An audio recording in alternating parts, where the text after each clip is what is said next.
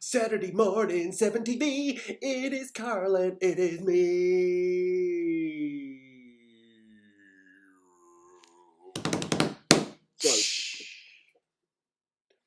Next week we'll do. Next week we'll do some drum and bass. Okay, can I do a saxophone solo, perhaps? I can't play the saxophone. Why, yes, you can, Mr. President. I'll be away. I don't know. I've heard that you're good at blowing. Oh, he starts early. he starts the way he means to go on. I do have a reputation. So I've read on the toilet wall. Always lowered the tone this morning already. Ladies and gentlemen, today's Wee Andy is brought to you by Taylor's of Harrogate. Hot Lava Java coffee. We've had 2 cafetières already and everything's fine now. Today is brought to you by Percy Filth. he's a very dirty boy. Yeah, it's really weird. I'm not sure how the whole analytics thing goes. You know, obviously we get this thing to how many people are currently watching you. Yeah. And I've had a couple of messages already saying, "Oh, tuned in, waiting for it to start." I'm going, "Are you really?" Because it tells me that there's like literally one person watching this. And that's probably me, so that I can see the stuff coming up as well. Well, no, because funny enough, it normally registers even if I'm watching it. If I open another screen to kind of keep an eye on what's live, it'll go 2, and I'll go, well, it's not really 2. It's just me. I'm watching my own stream. Yeah, but the weird thing is, it's not even doing that.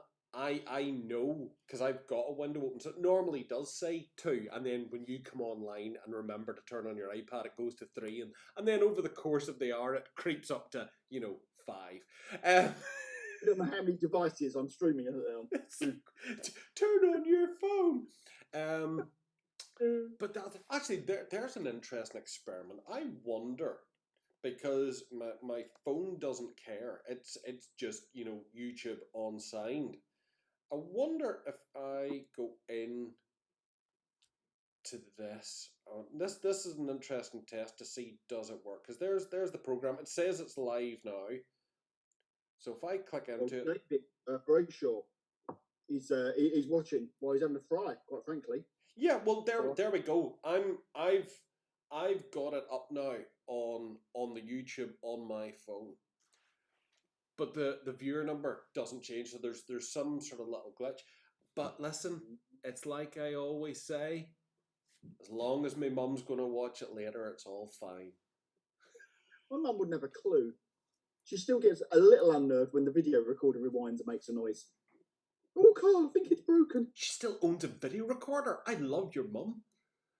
I bet she doesn't anymore. No, we upgraded her to a DVD player, but I think she didn't. And she sits there at night trying to hammer her VHS into the front of it, going, "The stupid fool bought me some. It's the wrong size. He's bought me a Betamax." Oh no.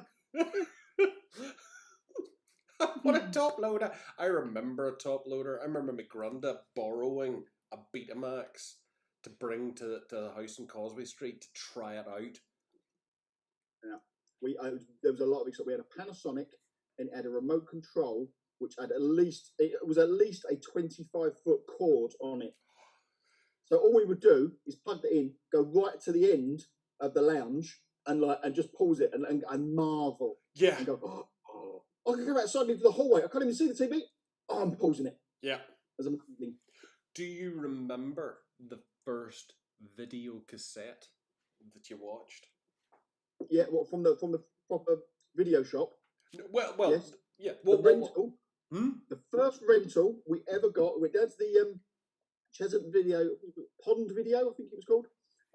And we signed up, did our form, and we got Octoman. Nice. Octoman. Yeah, proper rubber suit, LA movie. You know, it was Hannibal Smith inside that suit, guaranteed. And it was marvelous. My first one was, as far as I could be incorrect, but this is what I remember, because my granddad actually borrowed one from a guy in work. He worked, everyone's going to hate me now, he worked for Monsanto's back in the day. What's that? They're the big chemical firm that, like, you know, Okay. I nearly said something that would get me sued. Big chemical firm back in the day. Lots of people didn't like them. Lots of people still don't. But he was gatehouse security for them after he retired from the fire service. But anyway, one of the guys got a Betamax, and I don't know, he probably nicked it. My granda got lent this Betamax to bring home. So this was even before my mum and dad had a video player, and it was Bridge Over the River Kwai. Oh my god! Of all the things you could watch, I mean, it's a good movie, but even then, well, that would. I'm not sure how many other video cassettes existed. That is a point. I still remember being on the school London trip and going into the Virgin Megastore, and you remember the clear security boxes? Oh yeah, like nuclear blast is the only thing that will get that open. RoboCop, £120. Yeah. On VHS. I think I'm right in saying that Morgan and Helena had a Betamax in there, and I think they had Revenge of the Cybermen. So it's like but that would have been pricey from BBC Video. Yeah, back then. Yeah. My first recollection of radio rentals in Enniskillen was mum and dad. You know, back then there was the cool thing. You hired your TV and you hired your video player. Yeah. Because then you could have a ridiculously big one for like £4.75p a week. So, you know, they obviously got it and thought, well, we'll try this out first, and then we'll see about, you know, every week going and get a video. But I sneaked downstairs because my granddad had let me work his, so I kind of knew how this strange gadget worked.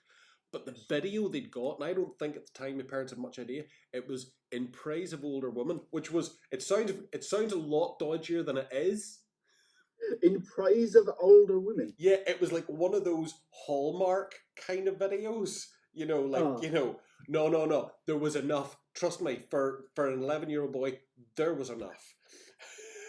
It was like the K's catalogue lingerie section on video cassette.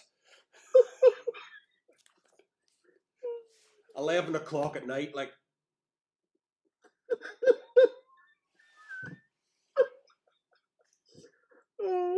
I'll see if we can still get that on DVD and get you a copy. What are those? What's that? It did create a lasting, burning impression, and probably is responsible for an awful lot of the subsequent corruption of my mind. Yeah, I think I've shared more this morning than we possibly planned to. May have overshared. Yeah, let's move on swiftly. It was no Octo-Man, I can tell you that, and that's not what you're thinking either. That was very clean. The fact that it was you saying it, I was fairly sure that it was clean. I was either thinking, I vaguely remember that, or maybe they got TV or videos in England of like cleaning adverts, and they all just sat around watching them and chortling. Look at the poor people cleaning their house. That is what we do. Yeah, I figured that. It's like the South of England's all the rich people, North of England's all the poor people. That's what we get on the news anyway. Anyway, I would like to mention your backdrop, which is very nice. Thank you very much. I drew it. I don't own the IP of it. I'm going to move. I'm quite proud of this one. Oh, look, good handlebar action, very nice. I like that. Yeah, the brakes. I'm reasonably proud of that one. I'm available for commissions as long as you don't actually want good art. Can I have a cat, please? I will draw your pussy. Oh, he's really going for it today. What? What? You're on the water now. That or is that poaching? It's just gin. Gin, of course. Gin makes you sin. Mother's ruin. Mother's ruin, indeed. Yeah, no, it's a Vasa. Two things my grandmother would never have in the house: playing cards and gin. Playing cards? Oh, the devil's cards. Okay. Really? We'd see. Then we are the family of Satan. The Proton family were a good bunch of card players. And Protons generally, terrible cheats. You see, my grandmother, gosh, we really are in a sharing mode this morning. My grandmother was unfortunate in that when she was young, as you might be aware, Northern Ireland is sort of geographically divided into what we like to call the orange and green communities. I am familiar. Now, my grandmother would have been technically by birth of the orange community, but the only school nearby was of the green community. So she always said that her views were rather tainted by a Catholic upbringing. So yeah, the devil's cards were never allowed in the house because they were taken from tarot cards. So there you go. Obvious. So obviously you were by playing poker you were summoning the devil. Yeah, well, if you played against my nan, that would be about right, actually. Yeah. Okay, well, I'm glad I never got to play when I was young because I would have hated to have summoned your nan. That would have been weird. She would just appear from out of nowhere. Have you eaten your Brussels sprouts? Exactly. She'd do that. She'd give you a rap across the nostrils with a little... Oh, she was vicious. But she'd done it out of love because she tolerated you well. She did. She was heavily medicated. She was fine. I'm starting to know how that feels. I should maybe stop drinking coffee this morning. And I've kind of forgotten why I have a box of stock cubes beside me. I'm sure there was a reason for that last night, but I can't think what it was now. Can you just double check that you haven't been drinking those this morning? You're full of beefy goodness. No, it's definitely hot lava Java. Anyway, people tuned in, I imagine. Except David, because David doesn't read rules. I think David tell us the story, which is probably very wise. He's having maple bacon. Well, David's claim to fame is that David doesn't read rule books, which I think is a bit of a character flaw for a games designer. But there we go. So good morning to Backspindle Games. Graham Rigg, hello again. I see Graham Rigg's name pop up on Wee Gamers page all the time. He likes lots of posts. It's very nice. Heartwarming. It's heartwarming. Anyway, we were supposed to talk. Well, you. This is the downside because people forget that you and I talk other than on a Saturday. It's almost like we're friends. No. I'm going to bring my go away, Mum, on the phone to my special friend. I painted another miniature. And I made 12 more and sold them. Slightly a better claim to fame than my painting them. I really must fill in that order form. Yeah, folks, you will all remember, back me up on this, last week, Karl says, yes, I will email you the new order form. Week goes by, you didn't email me the new order form. I sent it to you in Messenger. That's not an email. That's because you keep changing your email for tax purposes constantly. I've got two emails. And you've got both of them, you twonk, whatever twonk is. Send it to. Have you got it now? Have you got everything you need? Yes. Would you like me to send it? No, I've got it. I've got it in Messenger, and I can open it, and it's got numbers, and it works this time. Justin was merrily sending pictures of things he wanted.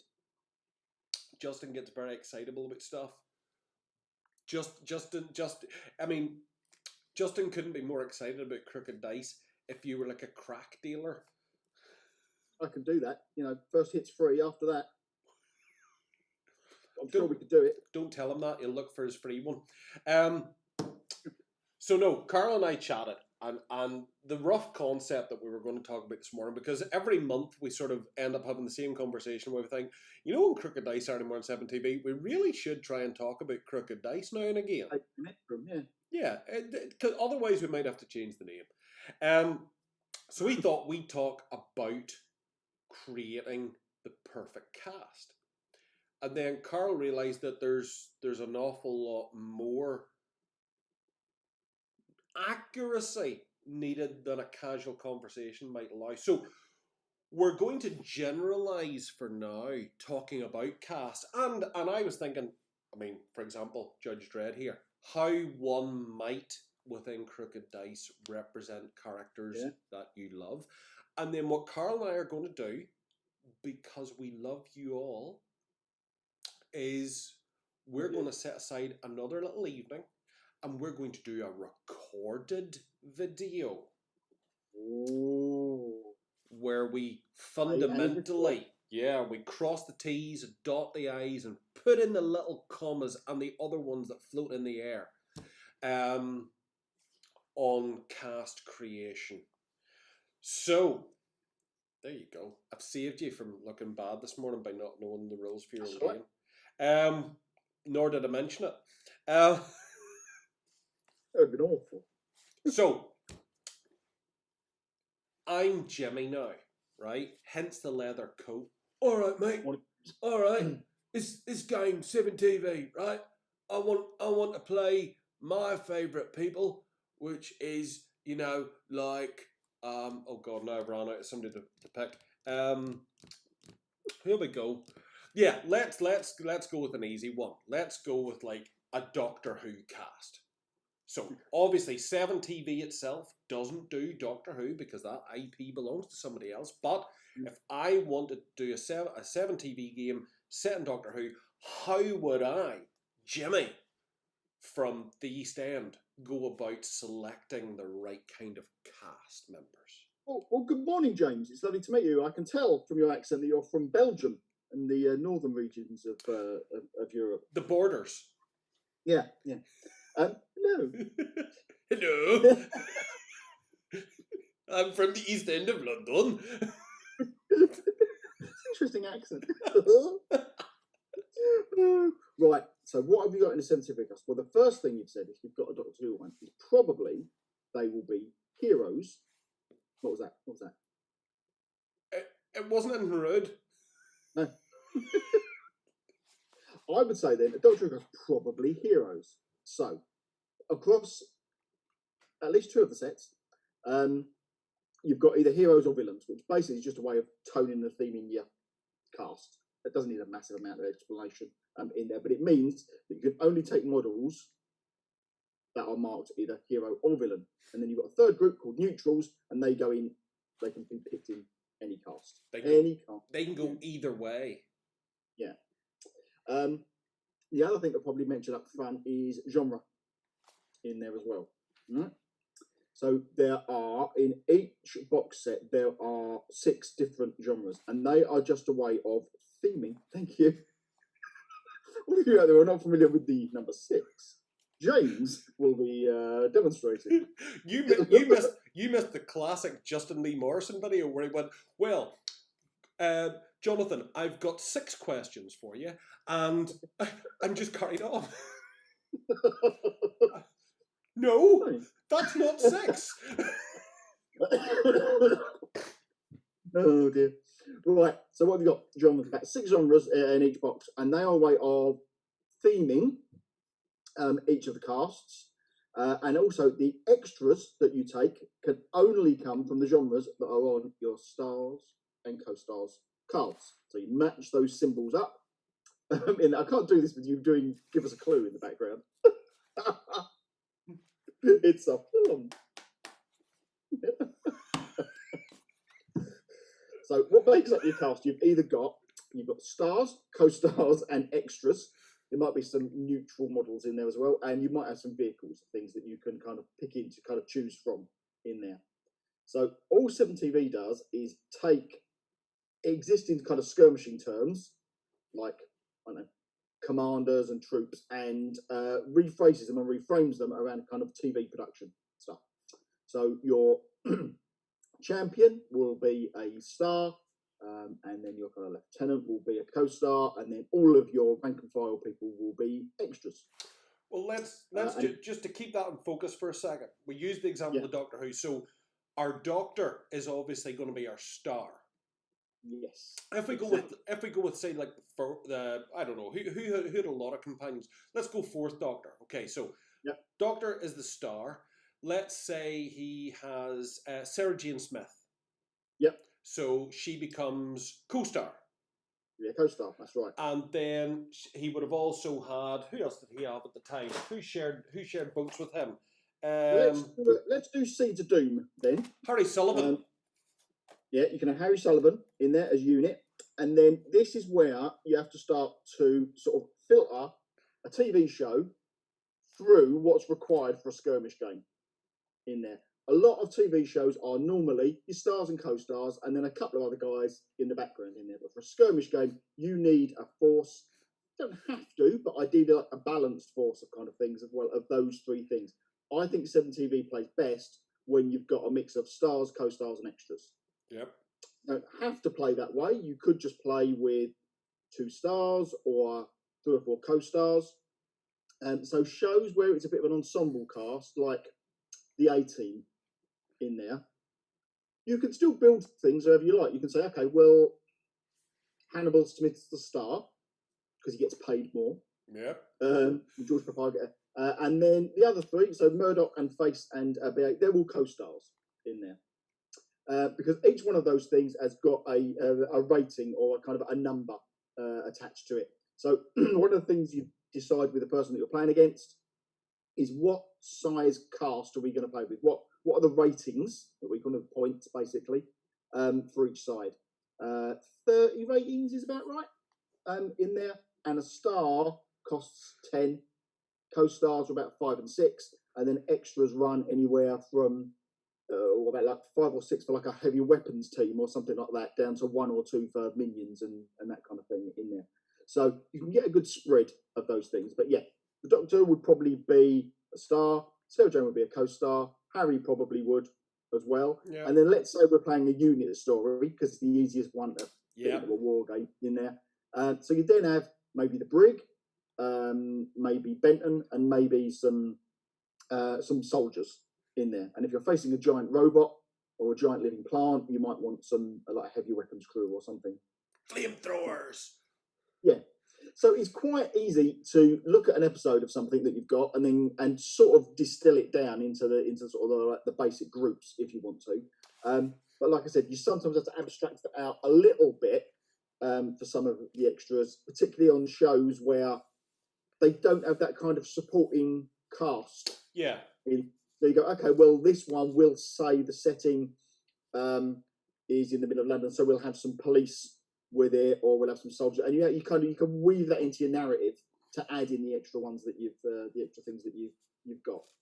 Because whilst it's fair to say that with 7TV you can pretty much represent anything, that's not to say that everything is equally as playable. Because immediately what jumps to mind is you take the likes of Sapphire and Steel. Yeah. Sapphire and Steel, 2 characters, at best maybe 3. They're all on an equal footing. There's no minions, and usually the enemy that they're up against is even flipping non-corporeal anyway. Yeah. So yeah, a lot of TV shows weren't written with wargaming in mind, which is unfortunate. Pardon me for blowing my nose. Better out than in, I think. So yeah, some of them are a little bit more difficult in there, and there's some basic mechanical stuff as well. Each model, whether it's a star or co-star extra, only gets 2 actions each turn. So the more models you've got, the more actions you get. Now the system's balanced so that it's really difficult for an extra to take down a star, as it should be, in the TV pieces in there. But if you take a smaller, more expensive cast of stars or co-stars, you're still only going to get 2 actions a piece compared to your guy over there who's got lots of alien invaders and stuff and has got a cast of 10 extras. So there's a few mechanical bits and pieces like that. So as I say, I think you can play it, you can build it in lots of different ways. I think it plays a little bit better if you follow that kind of pyramid structure of star, co-star, extra. Just because we've written rules and special effects, which is the powers that they get, which have like little synergies between them as well. I think what I sort of listen to, and I have to sort of explain a bit. Well, we're with the font of all knowledge, so let's just make sure that I'm actually explaining my perception of it the right way too. With a lot of sort of normal war games, the narrative of the war game is there and then. It's the fight, be it your Space Marines against your Chaos Marines, or be it your Hoplites against your Cimmerians or whatever. Yeah, with 7TV, I think it's more a case of the story is this big, but the 3 acts that you're playing do only represent like the crux moment of each act of that film. You are playing the most exciting cinematic scene from that particular story. You're not playing, the whole thing. No. You're just you're filming, as it were, that one exciting scene, which makes a good battle. So again, just sort of distilling things down a little bit. If we're taking, let's have a look at a unit story. So if you're taking Robot, first Tom Baker story in there, I mean that's a tricky one in there. But you probably only do the fight at the end with the Palatine tank and the giant growing robot and the army bits and pieces. In there. Thunderball is a classic one, because in Thunderball you've actually got that. If you jump to that, isn't it Thunderball? The mountain scene where you've got all the minions already in the secret base. Classic color code. You only live twice. I keep getting that one mixed up. But then you've the other one you could do, of course, would be Moonraker. Because you had it wasn't Blofeld. What was the dude in Moonraker? Drax. You had his space astronauts, and then you had the shuttles arrive with all like the American astronauts for the big laser fight. And that's often the way that I think about games of 7TV. What would be, and this is kind of how I say to people, if there's a TV show or a film that you thought that would make a good game, you'll be able to do it in 7TV in there. And you kind of think of it, what's that cinematic scene that I want to recreate?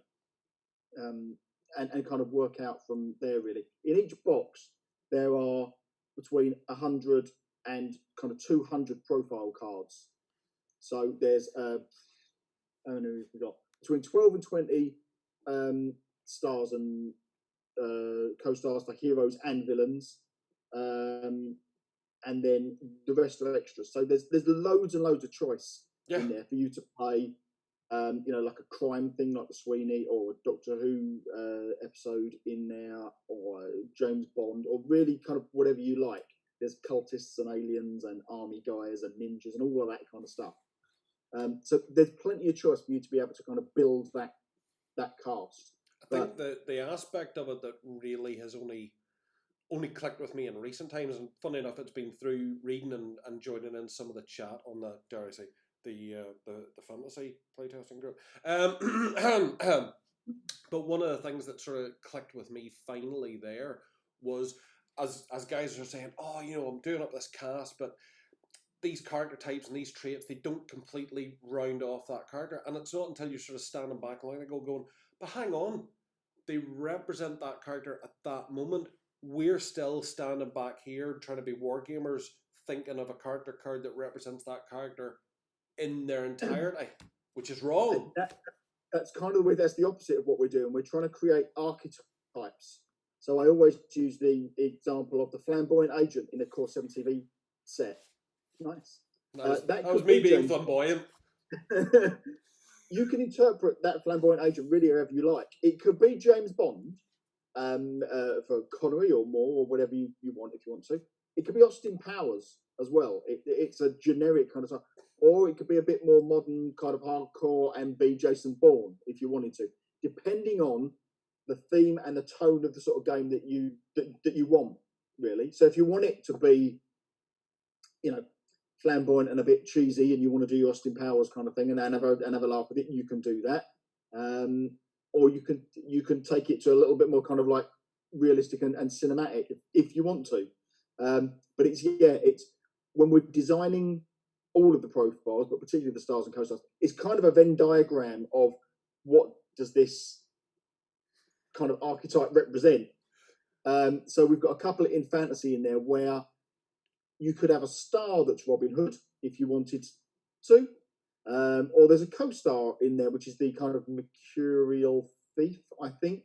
But there's a dashing rogue star, or if you really wanted to, there's like an agile archer co-star as well. So they all sort of fit in, depending on the ratings you've got available for you, and as you say, the kind of the time in the story that you want. There's no reason why you couldn't start off with Robin as an outlaw extra in your first game, and in the second one he becomes a mercurial thief, and in the third one he becomes a kind of a dashing rogue, dashing hero, and just use a different profile for each game as he moves through the stories and gets better skills and better experience as well. That's kind of how we used to do campaigns back in the day. See, that's the bit of it that for me is kind of where the magic is, because if, for sake of argument, I take my product placement, Space Marine.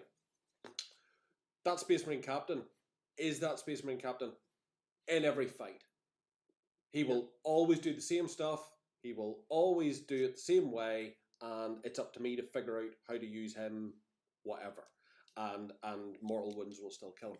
Whereas in 7 TV, with that narrative aspect and those options of swapping those cards out, if I'm wanting my dashing hero, and in my head he's the dashing hero, but in this little scenario we're playing, he's trying to sneak through the base and not get caught. He's doing his Austin Powers thing, holding on to walls and stuff. I pick that card, he gets those benefits. He's still the dashing hero. He's just not dashing at the minute. He's being sneaky and flamboyant. You could definitely play it like that. And if we do kind of, like if you're playing at a club or something and you're playing over 2 or 3 nights and 2 or 3 games in there, you can build the cast for kind of each one if you want to. Yeah. But there's enough options in each of those boxes for the amount of cards you've got to build it at whatever size and scale you want. Talking about the cards, if I did time this week, I'd plan to go on to the 7 TV group and go, does anyone keep their cards, because I know some of them do, anyone keep their cards in like those nice clear wallets? You do. Yeah. Okay. So what I'd wanted to do was have a picture up of going, you can keep your cards like this, or if I'd got out to my garage, got my TV box going, or you can keep them like this, and it's just a box filled with chaotic piles of cards. Like a big jar just filled with cards. Pretty much. It's like, what are we playing today, Andy? Today's episode of 7 TV is brought to you by the word mercurial and Venn diagram. How many of our watchers have already Googled what mercurial means? We did run out of adjectives by the time there were 230 profiles in fantasy, and we ran out of words. There were no more words left for us to use to describe things. I'm pretty sure there's more than 230 words. No, we checked. I'm almost certain there's more than 230 words. Because Peter's part of a creative writing at Edge Hill, and he double checked. I mean, 230 max. the Inuits have like something like 250 words for snow. Yeah, I know, but we couldn't fit those on. We had no snow-based profiles on the cards. That was useless. If we did a snow-based game, brilliant. But I've got to say, and this came to my mind the other night. I was watching the trailer for Bill and Ted again, oh yeah, and then for some strange reason I felt the need to watch Dude, Where's My Car? oh, and then and then and it dawned on me that we desperately need a profile card for a dude, a because dude. Yes. you need the dude as well, because obviously you've got the Big Lebowski. Yeah. So there's got to We've be got we've got a little mix of those in the 80s stuff that Helena's pulling together at the moment. We've got a good John Hughes kind of theme running through yeah some stuff. It's more high school than I would say. Slacker stuff comes in more in the 90s rather than in the 80s. yeah.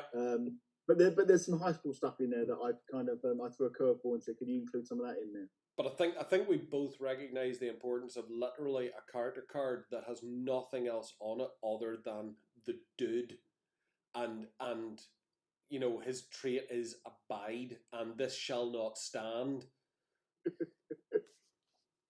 I haven't watched The Big Lebowski in a very, very long while. Oh, you should. But I was also thinking of Bill and Ted, where obviously dude and sweet and all that. So just I've got the nice. booming trolls, which are a bit like Station. Yeah, that is exactly. As soon as I seen your photograph of them, that is exactly what I thought. And I thought, oh, we need a big one and like a combi card for when they join together to become this genius thing. Again, I haven't seen that for years. Yeah, idea. Oh yeah, I have to watch the new Bill and Ted. Bill and Ted is like my happy place.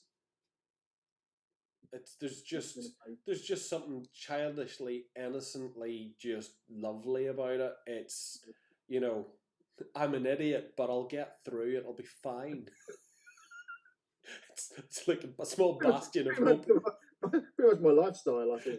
I was literally going to say it's the one thing that has given me hope in all these years that what I might actually make it through to the end. But yeah, I had promised myself I wasn't going to try and throw ideas at you today. But I think a dude card, a Kickstarter exclusive, because you're terrible at coming up with those. Someone does a dude, don't they?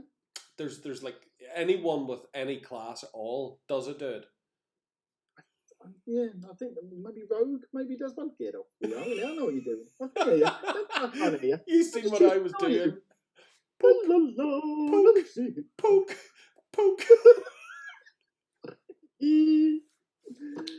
But the thing about him, because it's when I sort of see the character card of kind of the dude in my head, it kind of covers everything. It covers the Sweet, it covers the Bill and Ted, it covers the dude. But in my strange head, it also kind of covers Hitchhiker's Guide to the Galaxy, because of the whole dressing gown and towel thing going on. Because that towel could be a rug. It's a Zaphod, isn't it? Really, the dude, I think, in that. Yeah, but you like you say, you got to fudge it for a game.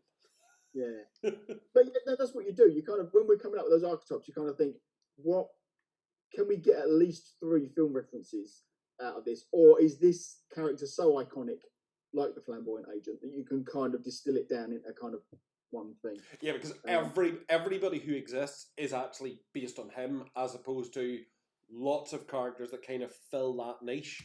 Yeah. Well, we were doing fantasy and we were doing the villains. I think there's 10 in there, but we realised you pretty much boiled down to evil king or queen, horde leader, or evil magic person, and then everything out of that is just like a variation. Yeah. Off of that theme, really.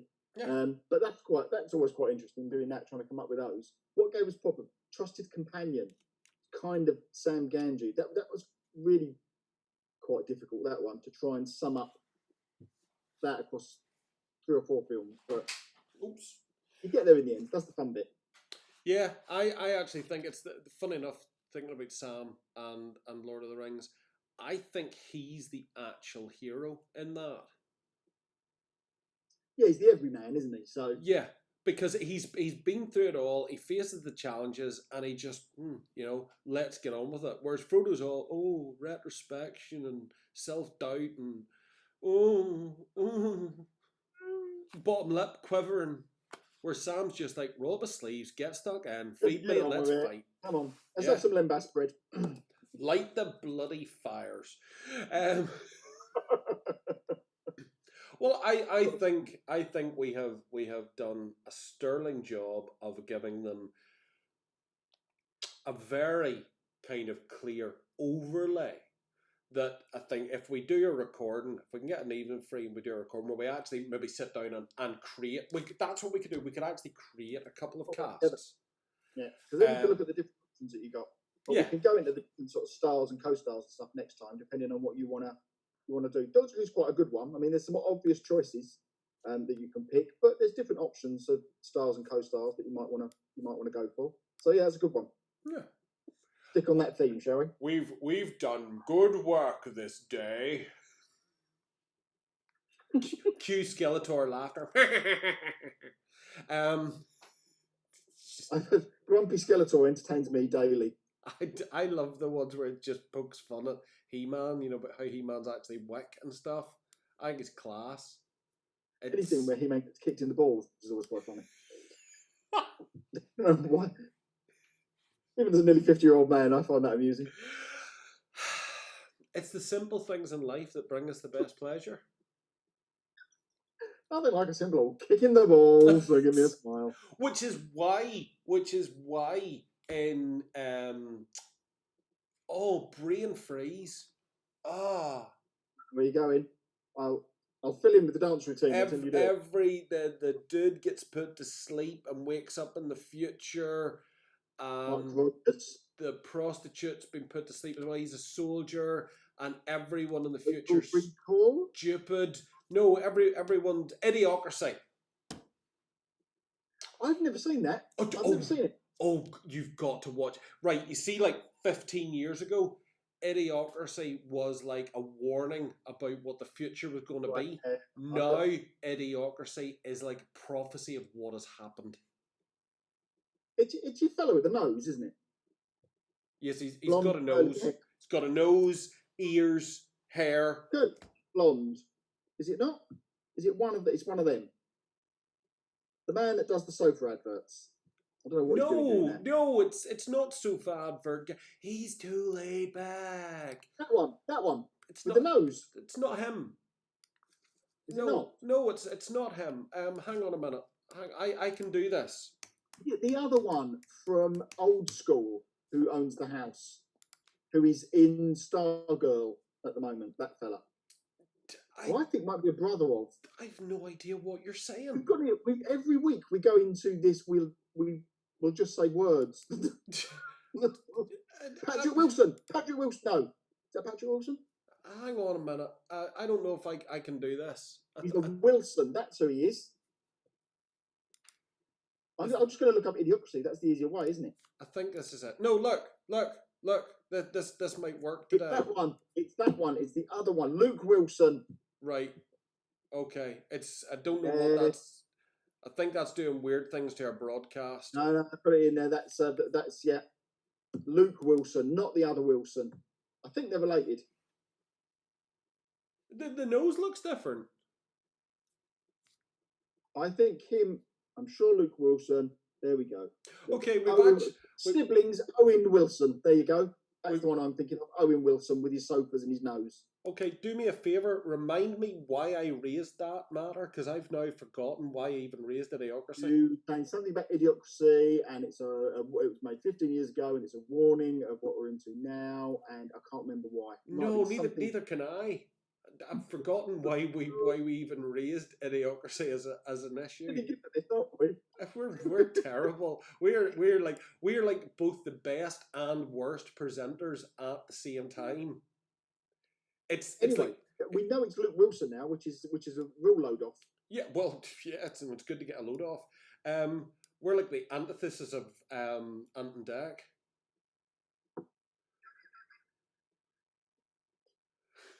You're the short one.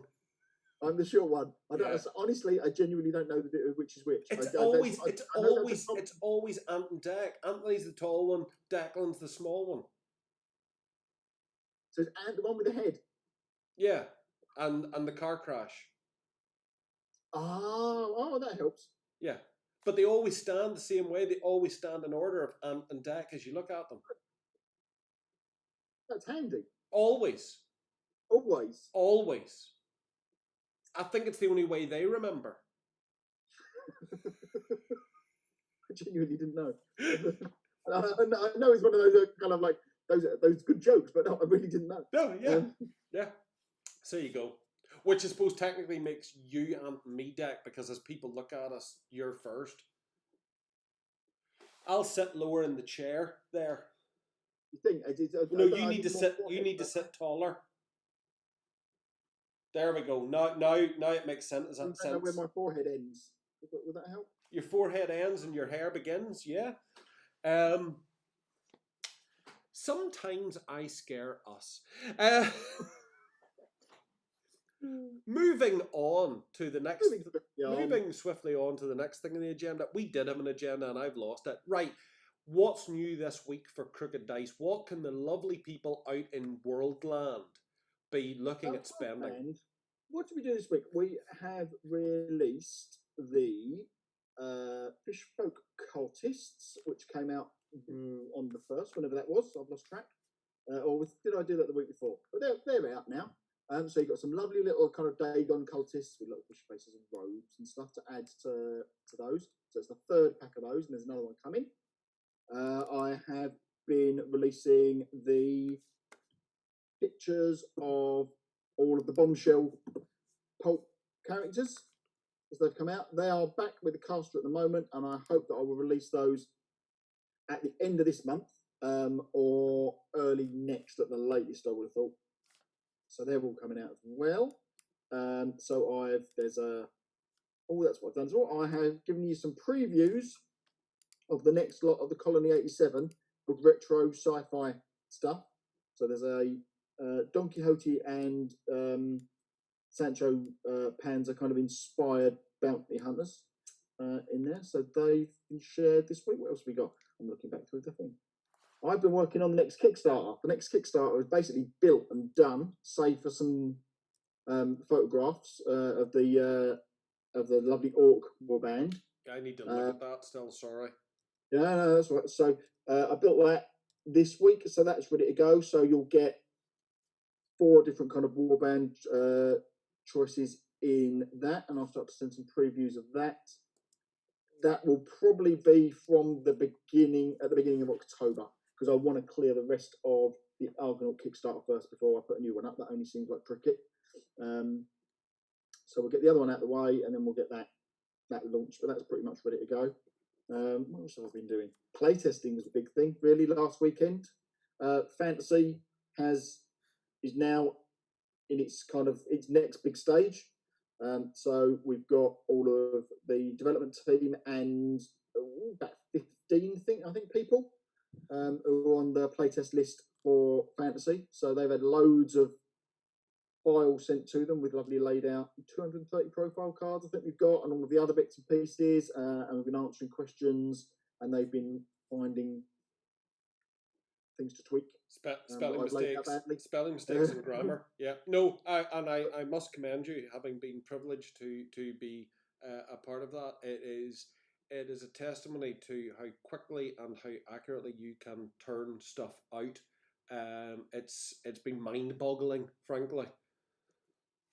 They're easy fixes in there, and because they're coming in from 15 different people over 3 months, it makes sense to kind of try and get them done as soon as they come in, really, because otherwise trying to keep track of everything would be exciting. But no, that's we've done that. We'll be getting some play testing accessories out to people in the next couple of weeks.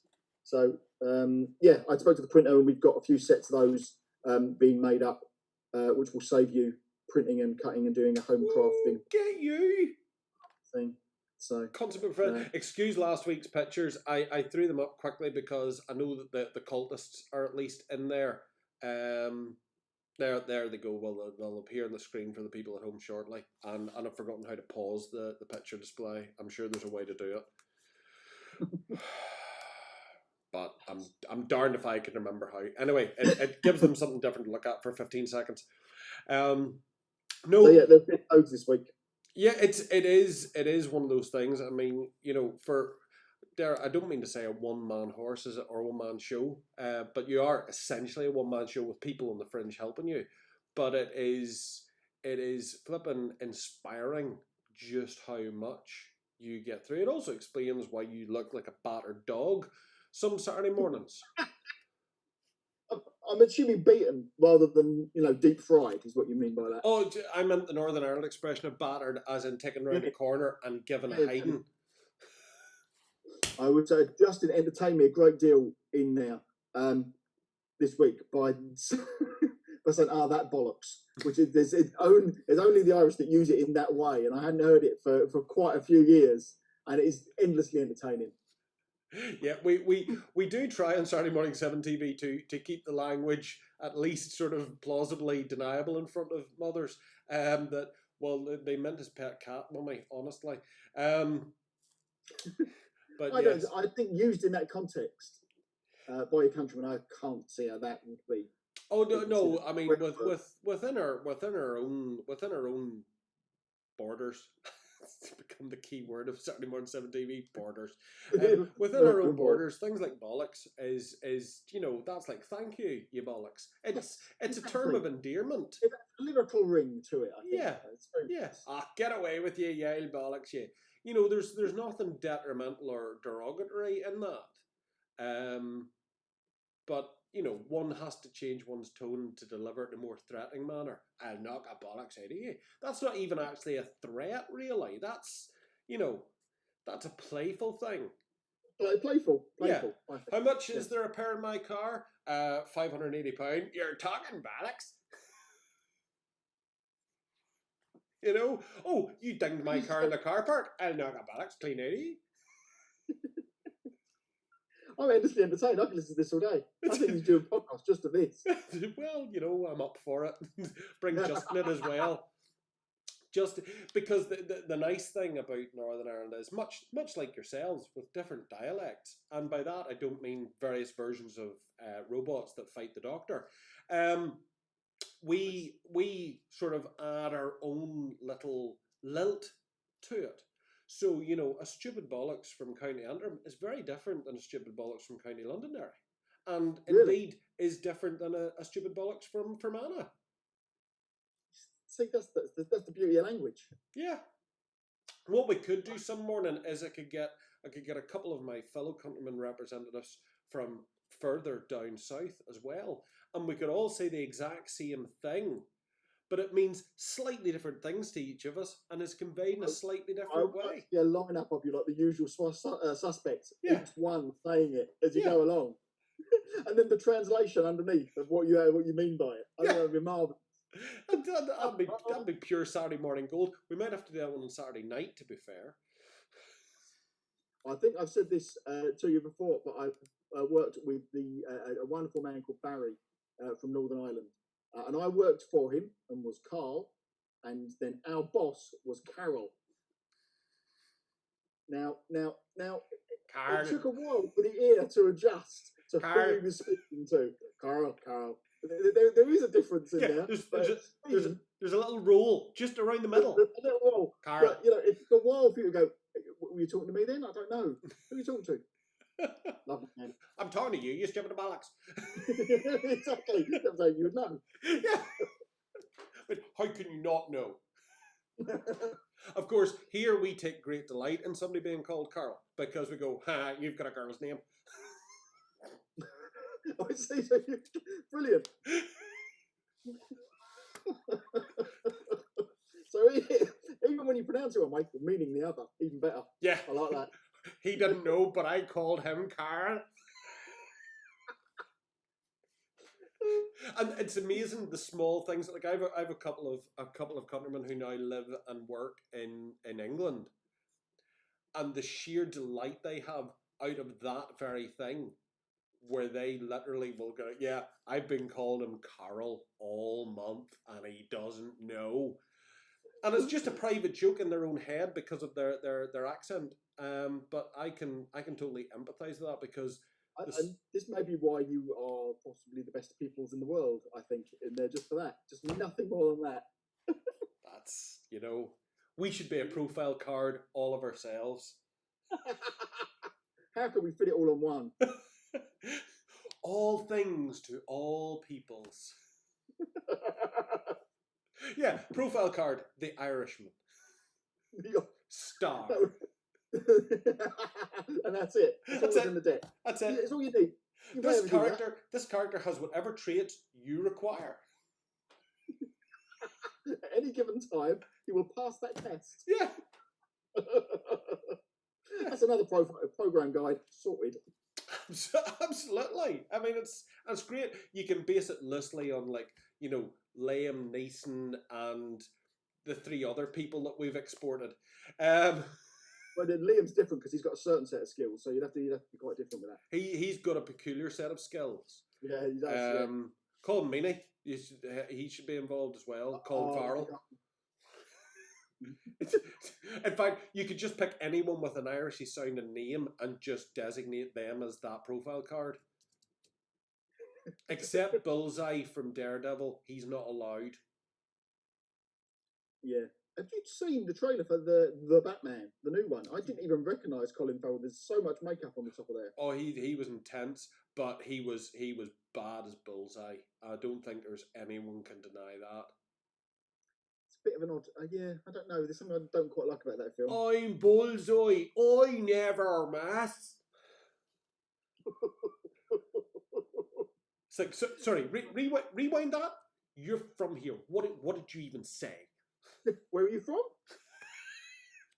You're from Lucky Charms land.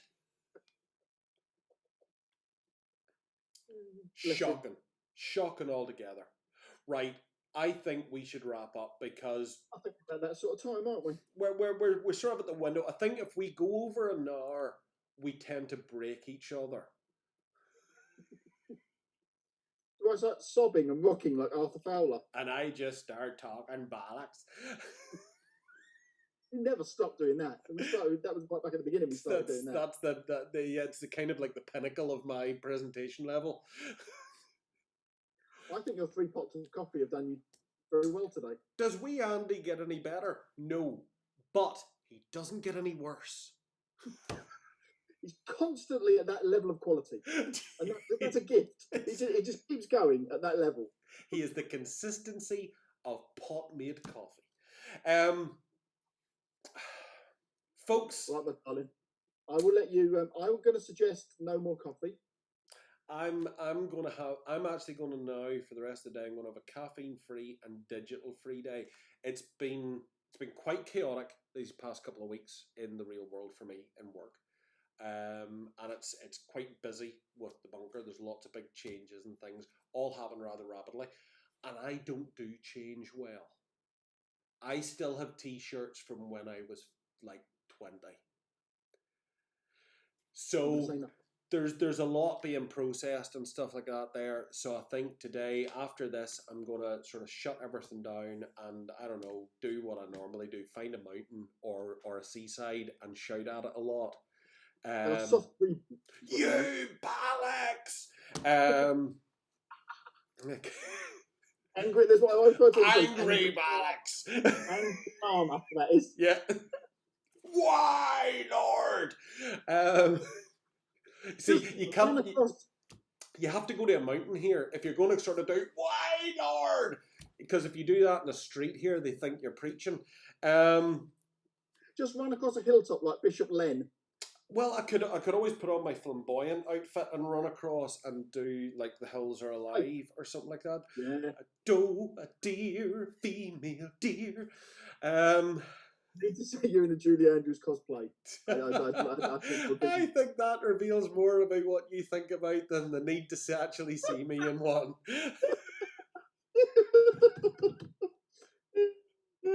And with that, they never spoke again. It's like the boy says, I searched Pornhub for a picture of you all last night and I didn't come across one. It's been Percy Cook tonight. I can only apologise. It's been proper gutter talk, and for everyone who's missed it and is going to catch it on the replays, of which there's been 16 already. What did he just say? I sat my kids down to watch this morning. No one does that. No one does that. If you've watched one episode of Saturday Morning 7 TV, you know this isn't for kids. We ticked that YouTube box. If you made that choice, go find a mounting and rage against it. I'm going to do it. Yeah, because we're over now. Where's the end credits? Everybody, thank you, everybody, for tuning in. Thank you for everybody who will watch it later on. Don't forget to give us a little subscribe. It's like hugging us, but since lockdown we haven't showered, so you don't want to do that. And I've got a cold. Also, nip over to Facebook, check out Crooked Dice Design Studio, give them a like, give them a follow. You will never again in your life find a nicer person and a happier game community to join in with than Karl and the Crooked Dice people. Its arsehole rating is -1. That's the biggest praise I can give you. It's a while from I've done the shout out about get over and like Crooked Dice, so do that. Go over and like Crooked Dice, give them a subscribe. But before you leave YouTube, hit the subscribe circle that will appear sometime. I don't know. I don't know if I'm even going to bother adding it because nobody clicks it. But do it, and it's been a pleasure. Goodbye, and See you later. Godspeed. Bye.